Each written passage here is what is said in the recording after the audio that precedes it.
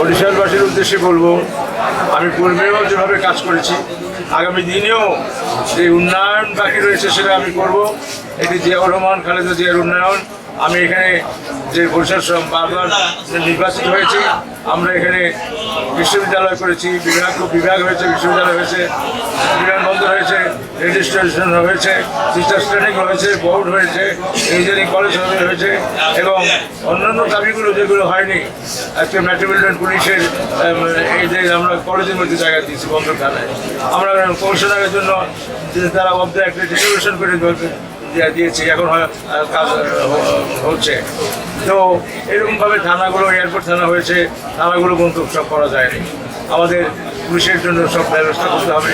আমাদের এখানে city corporation, নতুন সিটি কর্পোরেশন, সেখানে বর্ধিত এলাকার সাথে সমন্বয় করতে হবে, যাতে মানুষ বলে যে আমরা শহর করে ফেলবো। আমি সেটা বলবো না, আমি বলবো সব গ্রামে থেকেও তারা শহরের সুযোগ সুবিধাগুলো পাবে। এটাই আমাদের কাজ হবে এবং আমাদের যে দাবি দাবাগুলো পূরণ হয়নি সেগুলো আমরা সমস্যার সমাধান করবো। নতুন 6 লেনের কথা হচ্ছে, তারপরে অন্যান্য বিষয়গুলো আমরা চিন্তা ভাবনা করে দেশের জনগণের চাহিদা অনুযায়ী আমরা ইনশাআল্লাহ পূরণ করবো।